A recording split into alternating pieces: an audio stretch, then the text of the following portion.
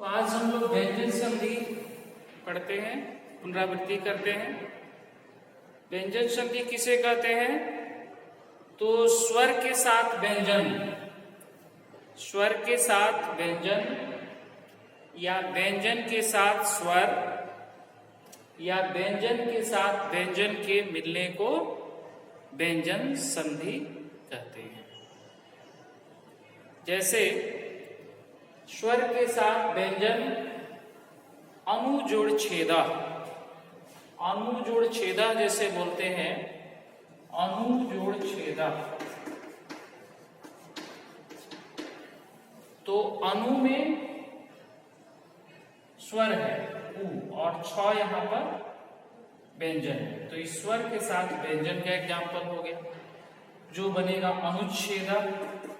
च का आगम होता है यहां पर अनुच्छेदा, एक स्वर के साथ व्यंजन का ये उदाहरण हो गया।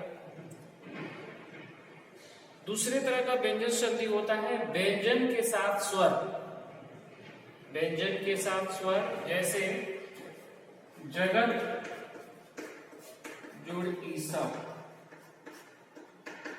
जगत में व्यंजन है और ई स्वर है जो बनता है जगदीशा, जगदीशा। ये व्यंजन से स्वर का मिलना। और तीसरे तरह का हुआ व्यंजन के बाद अगर व्यंजन वर्ण है तो भी व्यंजन संधि होता है। जैसे अपजुड़ जम, अपजुड़ जम क्या बनेगा? अपजुड़ जम, अपजम।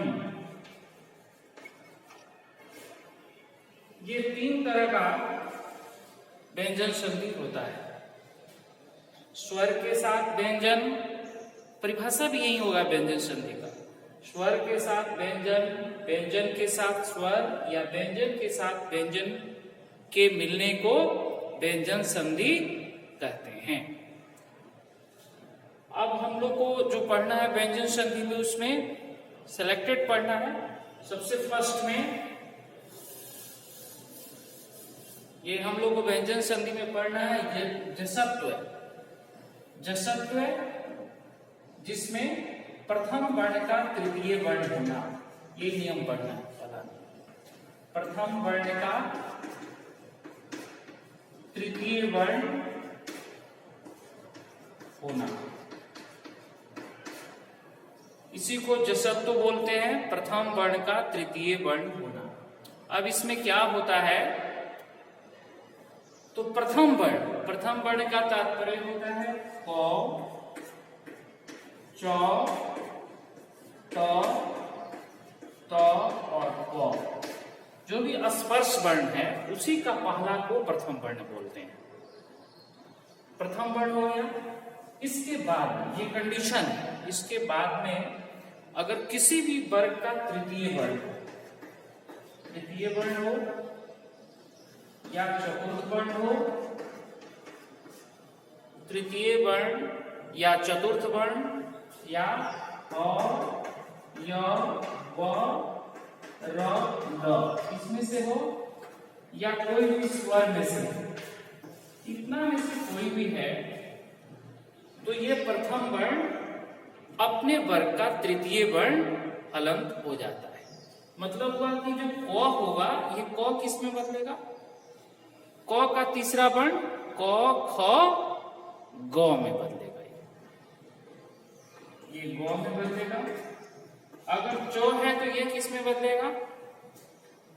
चौ, चौ ग्रुप का तीसरा क्या हो जाएगा? चौ, छ, ज, ट, ठ, ड, त, थ, द और प, फ, ब। यही प्रथम वर्ण का तृतीय वर्ण में बदलता है। ये पहला का तीसरा हमेशा होगा और ये कंडीशन हो गया, ये रहना चाहिए। बदलेगा ये और ये कंडीशन हो। जैसे अगर हम बोलते हैं, ये एग्जाम्पल तो आता रहता है, जगत जोड़ ईशा,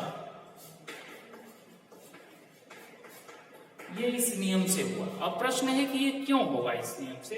तो इसलिए होगा कि इसमें प्रथम वर्ण है तो, और इसके बाद ये तृतीय चतुर्थ ह या व र ल या स्वर में से कोई न कोई है। तो यहाँ पर क्या है, ये स्वर है, इसलिए ये प्रथम वर्ण तृतीय वर्ण में होगा। तो थ द, और फिर ये ई से मिल गया और ये बन गया जगदीश। इसी को प्रथम जसत्व नियम बोलते हैं, जिसमें प्रथम वर्ण तृतीय वर्ण में बदलता है। इसी तरह अगर अप जोड़ जम,